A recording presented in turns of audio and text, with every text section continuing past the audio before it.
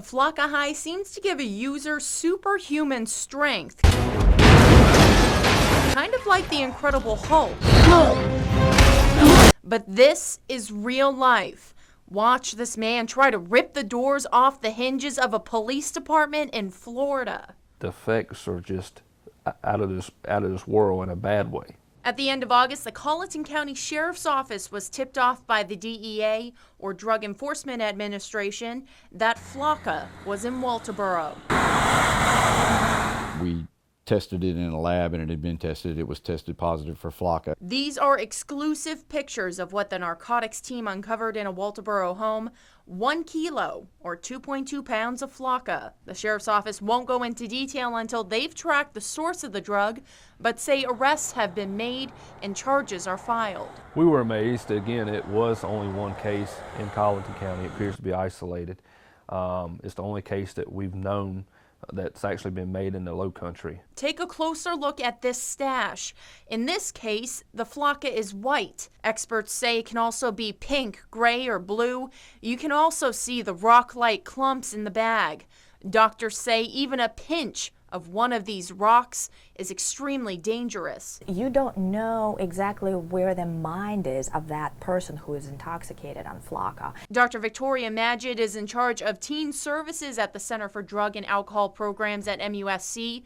It's her job to warn parents about the latest drug trends. Some studies would say that it's 10 to 15 times more potent than cocaine and meth. We can only guess what that would do to the brain. It's also known as gravel, $5 insanity, or even the zombie drug.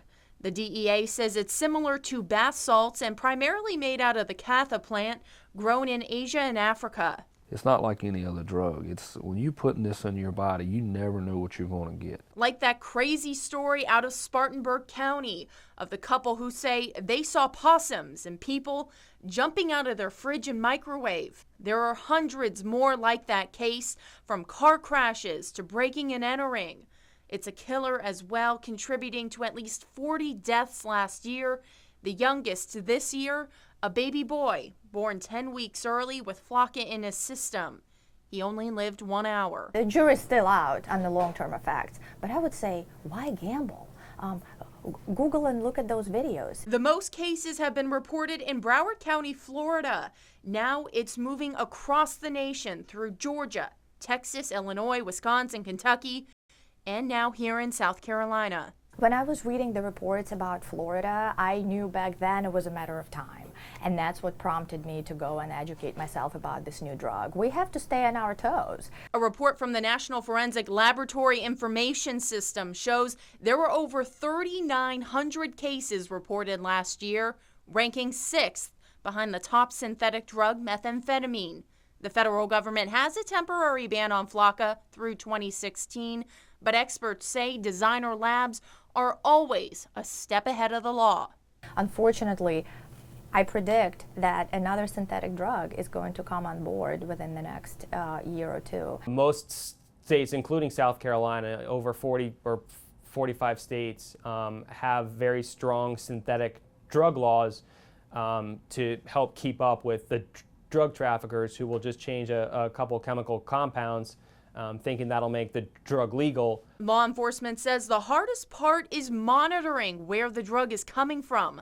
What makes tracking this drug especially challenging, the DEA says it can be bought online and shipped right to your doorstep. It's caught primarily either by postal inspectors or by Customs and Border Protection agents who go through and screen mail as it comes into the country. So those are kind of the two ways I will initiate a case. The DEA will also initiate a case at the request of local law enforcement. Perhaps the most dangerous thing of all, though, Flakka can be smoked, injected, snorted, or even eaten. If they see somebody and they appear to be irrational, irate, and they may be taking clothes off because their temperature's so hot, or they're talking out of their mind, or they're acting somewhat zombie-like, for lack of a better word, they need to contact 911. It gets into their body. It's a very cheap high. It's a very quick fix, and it leads to a level that they cannot control what their body does. The goal now? Education and prevention. Karina Bolster, Live 5 News.